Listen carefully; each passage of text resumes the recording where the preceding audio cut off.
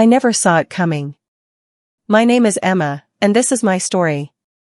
From the moment I met Rachel in college, I thought she was the most beautiful girl I'd ever known, easy to laugh with, sharp-witted, with eyes that always seemed to understand. We bonded over late-night coffees, indie films, and our love for poetry. It felt natural, effortless, like a friendship that had always been meant to be. After a few months I realized I was falling hard. It scared me, so many reasons why it couldn't happen. First, because she insisted she was straight. Always laughing when someone joked about her dating girls. She had boyfriends before, she said, just like any other girl. And she always talked about her future with men. So I pushed my feelings down. I told myself, Emma, she is straight, respect that. But the pull was strong. Every time she smiled when I said something funny, every time she brushed her hair off her face in warm sunlight, I felt it like an ache. I saw the way she looked at other girls sometimes, like she saw a kindred spirit.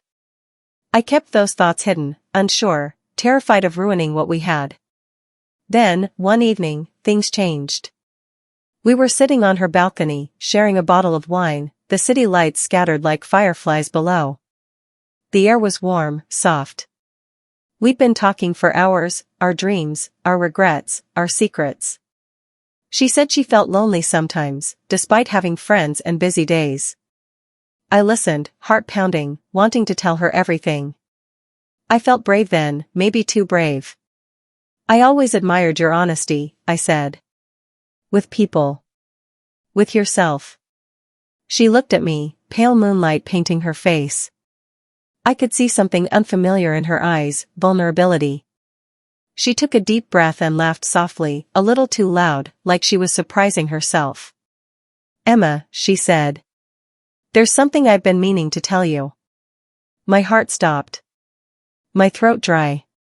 You know, I've always said I was straight, she began.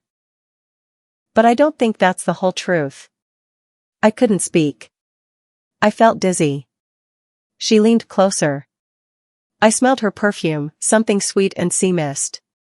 Her hand brushed mine, and I didn't pull away. I've never kissed a girl before, she whispered. But I think maybe I want to try, with you. And then she kissed me. Gentle and trembling, like she was stepping off a ledge. My world folded in on itself, a sweet vertigo. Afterwards, we sat there, silent. I was shocked, elated, scared, everything at once. She rested her head on my shoulder and said, "Thank you for being here. Thank you for being you." In that moment, nothing else mattered. The confusion, the fear, the expectations, they all seemed to slip away. We were just two people, discovering something new, something honest. The morning after that kiss, everything felt different. Rachel and I still sat close together, sipping our coffee, but the air carried a kind of delicate tension, like we were holding on to something fragile and new. I kept waiting for her to say it had been a mistake, that it was just the wine, just the moment. But she didn't. She just looked at me with soft eyes, her cheeks pink when our hands brushed. Finally, she broke the silence. Emma, last night, did that scare you? She asked, almost whispering. It didn't scare me, I said honestly. It felt right. She smiled then, that shy, nervous smile I'd never seen before, and I knew she was feeling just as vulnerable as I was. But things weren't magically easy. Over the next few weeks, we lived in a strange balance. In public, we were still just friends. At night, on her balcony or in my apartment, we'd talk until the stars faded, sometimes holding hands, sometimes sharing soft, secret kisses. She wasn't ready to define it, and I tried to be patient. Still, there were moments that shook me. One afternoon, we ran into one of her old boyfriends at a cafe. She laughed, hugged him, and introduced me as her best friend. I smiled politely, but inside, my chest tightened. That night, when we were alone, I finally asked, "Am I just your best friend, Rachel?" She froze, then took a long breath. "I don't know how to explain what you are to me. I've always told myself I was straight, but then you came along, and I can't stop thinking about you." You make me question everything I thought I knew. Her voice cracked a little, and I realized how heavy this was for her. I reached for her hand. You don't have to figure it all out right now, I said. Just, be here. With me. She nodded, tears shimmering in her eyes, and kissed me again, this time deeper, less hesitant. That was the night I realized, she wasn't just experimenting. She wasn't just curious. She was falling too. But love, especially secret love, is complicated. The more we grew closer, the harder it became to hide. Friends noticed the way she looked at me, the way our laughter lingered. And Rachel, still afraid of what it meant, pulled away sometimes. There were days when she wouldn't answer my texts, days when I wondered if she regretted everything. Yet every time she came back, her arms around me, whispering, I can't stay away from you, I knew it was real. It wasn't simple. It wasn't a fairy tale. But it was ours. Weeks turned into months, and our secret world kept growing. It was thrilling, but also exhausting. Every time I looked at Rachel in public, I wanted to reach for her hand, to show the world she was mine. But I couldn't, not yet. One evening, she came over to my apartment. She seemed nervous, pacing the floor, biting her lip. Finally, she sat down beside me, her fingers trembling. Emma, she said softly. I can't keep living two lives. My heart stopped. What do you mean? She looked at me, eyes wide, vulnerable. I mean, I can't keep pretending I'm straight in front of everyone while secretly being with you. I don't want to hide us anymore. For a moment, I didn't believe her. Rachel, the girl who always avoided labels, who laughed when anyone hinted she might like girls, was saying she wanted to step into the open. Are you sure? I asked gently. People will talk. Some might not understand. I know, she whispered. But every time I kiss you, every time I hold you, I feel like I'm finally being honest with myself. I don't care if people talk, I care if I lose you. Her words broke me open.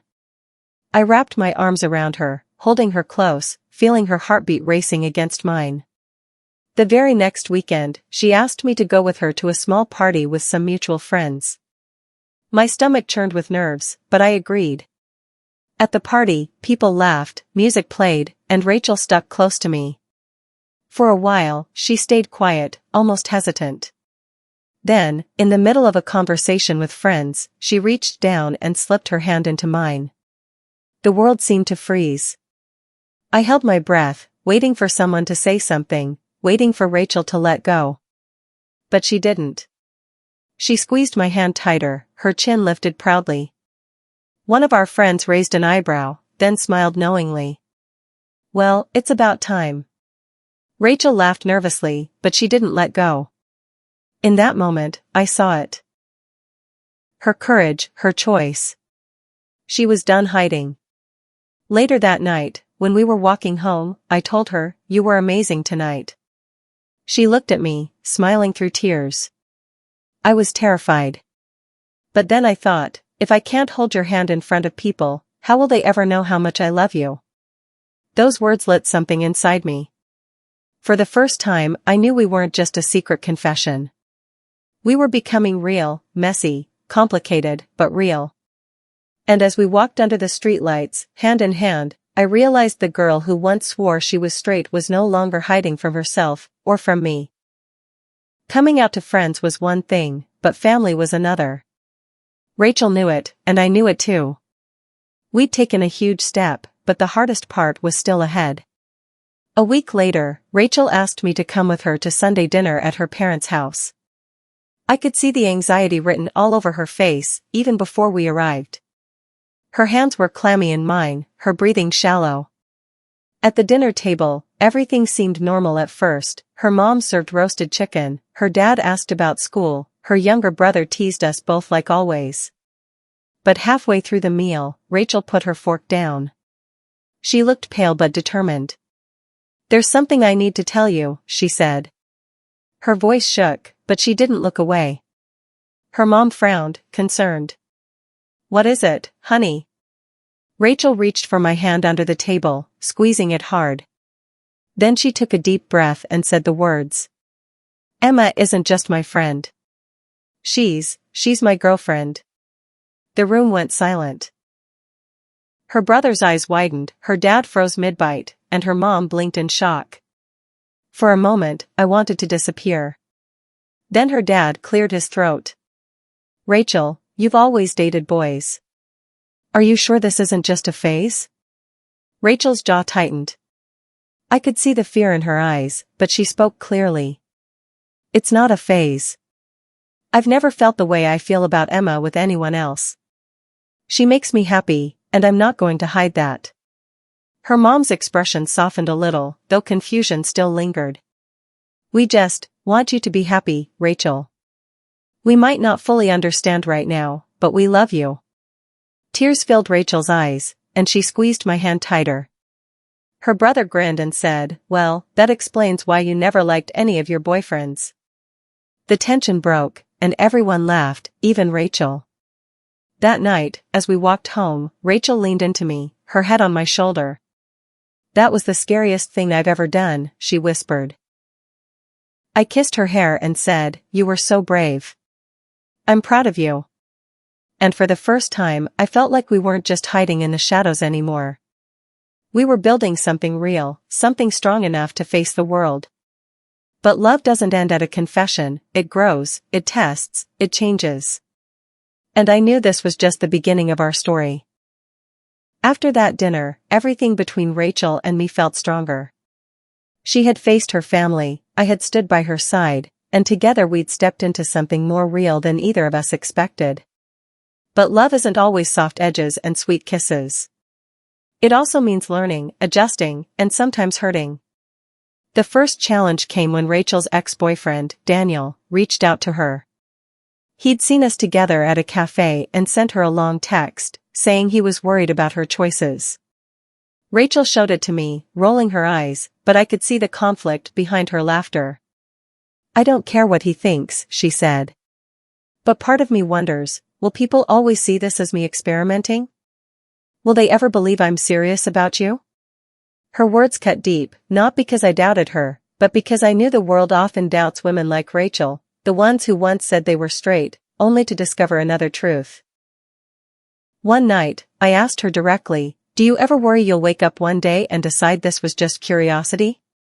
Rachel took my face in her hands, her eyes steady. Emma, when I kissed you that first night, I was scared. But every day since then, I've wanted you more, not less. This isn't curiosity. This is love. Her certainty calmed the storm inside me. Still, we had to navigate trust. Rachel had always been flirty by nature, she laughed easily, hugged friends, gave compliments freely. Sometimes I felt a spark of jealousy, and it scared me. I didn't want to lose her, not after everything. One evening, I finally admitted it. Sometimes I'm afraid I'll lose you to a world that doesn't take us seriously. Rachel kissed me, long and slow, her forehead pressed to mine. Then hold on tighter, she whispered. Because I'm not going anywhere. From that moment, I realized love wasn't about demanding certainty, it was about choosing each other, over and over again. Months passed. We built rituals, late-night cooking sessions, Sunday walks in the park, little notes slipped into each other's bags.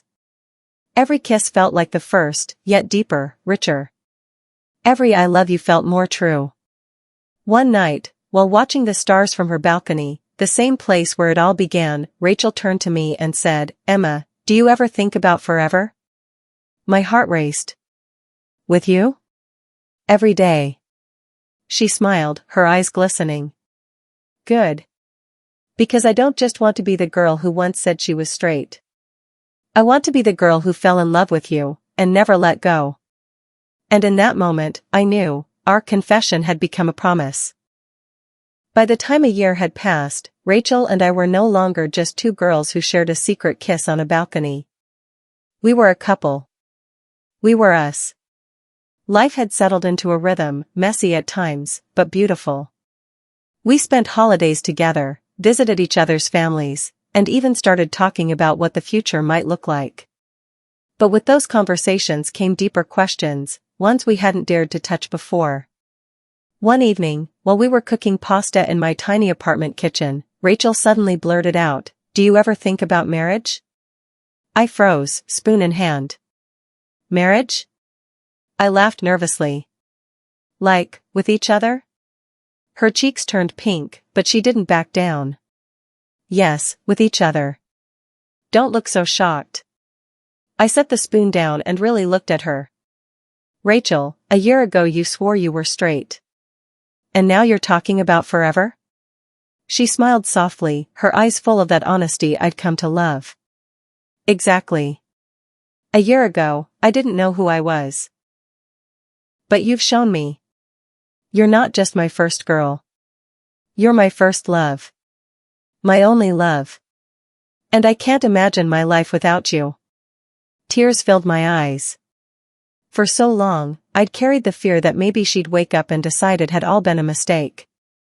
But here she was, looking at me with certainty, with love, with forever in her voice. We didn't get engaged that night, but something shifted. From then on, every plan we made, where to live after graduation, whether to get a cat or a dog, even silly things like what color to paint the walls, all carried the weight of we. Not me, not her, but us. Of course, challenges still came. There were people who whispered, who insisted Rachel was going through a phase, or who treated me like I'd somehow turned her gay. We learned to smile through the ignorance, but also to stand tall together. Rachel once told me, they can say whatever they want. All I know is when I look at you, I see home. And I realized she was right. Home wasn't a place anymore, it was a person. It was her. Our love story started with a kiss that wasn't supposed to happen. It grew through fear, secrecy, courage, and truth. And now, it was shaping into something lasting, something strong enough to carry us forward. As I sit here telling this story, Rachel is in the other room, humming while she waters the plants we bought together. I smile because I know this isn't just a confession anymore, it's a life. She once said she was straight. Then she kissed me. And that one kiss changed everything. Forever. It's been years since that first kiss on the balcony. Years since Rachel whispered that she wasn't as straight as she once believed. And now, when I look back, I can hardly recognize the two young women who were so afraid of themselves, of each other, of what the world might say. We've built a life together. A real, messy, beautiful life. We live in a small house with a garden Rachel insisted on planting, even though neither of us had a clue how to take care of roses.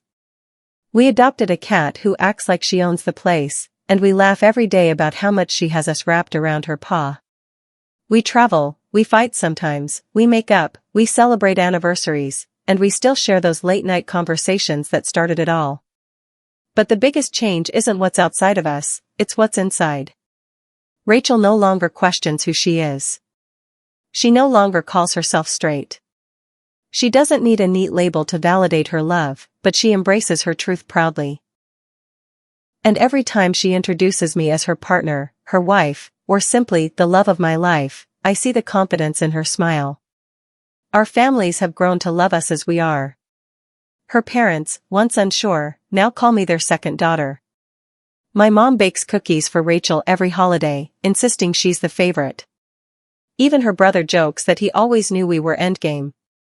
And as for us, we've weathered storms together. We've faced doubts, distance, and the weight of the world's opinions. But every obstacle only made us stronger. Sometimes, late at night, when Rachel's head rests on my chest and the world is quiet, I think about that first kiss. That trembling, forbidden kiss on the balcony. The one that seemed like it might break everything, but instead built everything. She once said she was straight. She once laughed off the idea of loving a girl. But then she kissed me. And that kiss didn't just change her. It changed us both. It gave us a future, a family, a forever. So this is my confession, years later, love has no script. It doesn't follow rules, it doesn't ask for permission, and it certainly doesn't care about labels. Love just happens. And if you're brave enough to follow it, like Rachel finally was, you might just find your entire world waiting on the other side of a single kiss. Forever began the night she kissed me. And it's still unfolding, every single day.